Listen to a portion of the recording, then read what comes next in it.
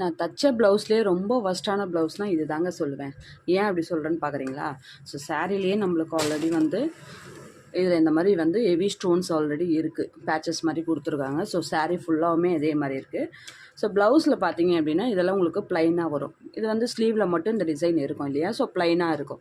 இது வந்து என்ன பண்ணேன், இந்த மாதிரி பேட்ச் நான் ஆல்ரெடி வாங்கியிருந்தேன். ஸோ இந்த பேட்ச் வந்து நம்ம வந்து இந்த ப்ளவுஸில் வந்து வச்சுக்கலாம் அப்படின்னு சொல்லிட்டு ஃபுல்லாகவே இந்த ப்ளவுஸ்க்கு பேக்கு ஃப்ரண்ட்டு ஃபுல்லாகவே இந்த மாதிரி டிசைன் கொடுத்துருக்காங்க. ஸோ பார்த்துக்கோங்க, இதே மாதிரி டிசைன் கொடுத்துருக்கேன். நெக்கில் வந்து இந்த மாதிரி பேட்டர்ன் கொடுத்துருக்கேன்.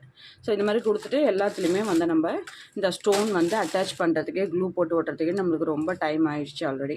ஸோ இந்த மாதிரி தான் அவுட்புட்டு, இந்த மாதிரி தான் நம்ம ஸ்டிச் பண்ண போகிறோம். இந்த மாதிரி ஃபுல்லாக ஃபினிஷ் பண்ணியாச்சு. சரி நம்ம தச்சு முடிச்சிடலாம் அப்படின்னு சொல்லிட்டு சைடு பிடிக்க போனால் இங்கே பாருங்கள், ஃபுல்லாகவே இந்த மாதிரி ஸ்டோன் இருந்தால் எப்படி தாங்க இதை தைக்கிறது? ஸோ இதில் நான் எப்படி பண்ணியிருக்கேன், எப்படி தைச்சிருக்கேன்னு பாருங்கள். இதில் ஃபுல்லாகவே பாருங்கள், நம்ம எதுவுமே பண்ண முடியல. இதில் எல்லாம் ஃபுல் ஸ்டோன். இதில் வந்து நம்ம தைச்சோம் அப்படின்னா ஊசி உடஞ்சிரும் ஃபுல்லாக. ஸோ இதில் பாதியிலேருந்துனா அதில் தச்சு எடுத்திருக்கேன். பாதியிலேருந்து தான் தச்சு எடுத்திருக்கேன். இதுக்கு வந்து நம்ம என்ன பண்ண போகிறோம்னா ஊசி நூலில் தான் வச்சு தைக்கணும், வேறு வழி கிடையாது இந்த ப்ளவுஸ்க்கு. ஸோ இந்த ப்ளவுஸ் தைக்கிறதுக்கே எனக்கு எவ்வளோ நேரம் ஆகிடுச்சின்னு பாருங்கள். இது ஃபுல்லாகவே நம்ம வந்து ஸ்டிக் பண்ணியிருக்கோம். இது மேபி விழாதுன்னு நினைக்கிறேன். தான் இது வந்து நம்ம B7000 க்ளூவில் தான் ஸ்டிக் பண்ணியிருக்கோம். ரொம்பவே ஸ்ட்ராங்காக தான் இருக்குது.